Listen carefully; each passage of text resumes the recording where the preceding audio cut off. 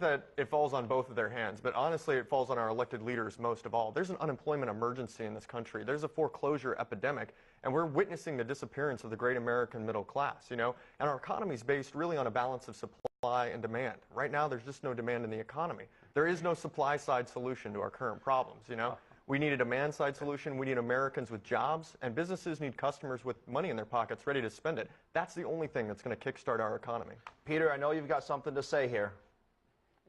Well, I disagree. First of all, demand is unlimited. Americans want everything. The problem is we can't afford it because we don't produce it. What we need is more production. We have an enormous trade deficit. The problem is supply, and our economy can't supply the goods because there's too much government. There's too much regulation. There's too much taxes. There's too much spending. And of course, what we don't really want let me stop you right there. The real problem is that there's not enough spending. There's not enough spending by middle-class consumers. No, there's too much not enough spending. purchasing power in the economy. There's not people that can walk into local businesses and can buy things. Because when businesses need to sell things, let's let Peter finish his thought first. Too much money. Yeah, we're drowning in debt because we spent too much. We have to save. We're not going to have real production until we have more savings, more investment, and the Fed is fighting that. And we don't really want jobs. What we want is the production that comes from good jobs. We don't want government jobs. They make us poorer. They sap the wealth out of the private sector and they squander it on wasteful spending. We don't need those kind of jobs. We can't afford those kind of jobs. I mean, two-thirds of Americans support putting teachers, firefighters, and cops back to work with federal funds. So what you need to recognize is that those are real jobs in our communities that create purchasing power, that those people walk into local businesses, they buy things, and when companies need to sell things and produce things, that's when the economy is really humming. But purchasing power comes from production. All right, we need you guys are giving me a heart attack here. If we just hire more teachers and more Peter and Ryan, we've got a couple minutes left. We're not going to get more production. Bear with me, Peter. I've got to change the topic just very slightly here so we don't get too wild.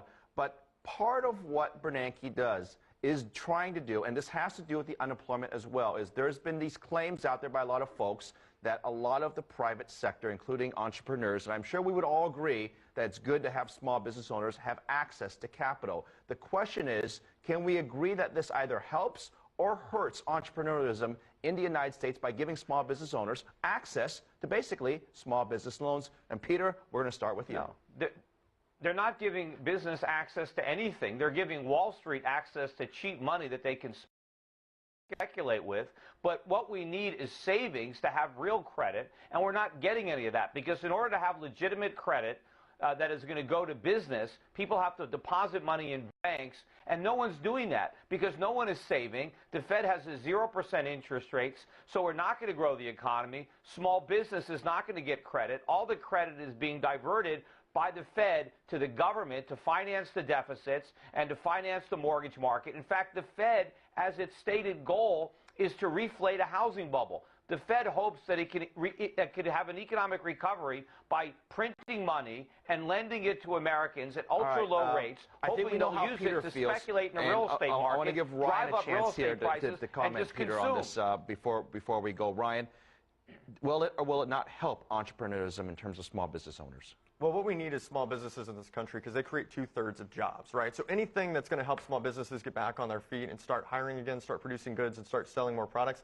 that's a good thing in my book. I don't think we need to be giving Wall Street cheap cash and devaluing the dollar. They already got bailed out. They're the ones who crashed this economy in the first place.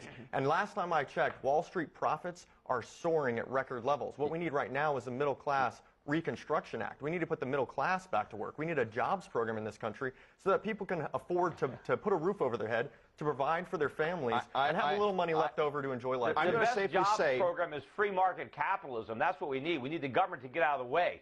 We need the central bank to get out of the way. We need but I can safely say that you guys at least agree on part of the discussion. Peter, Schiff,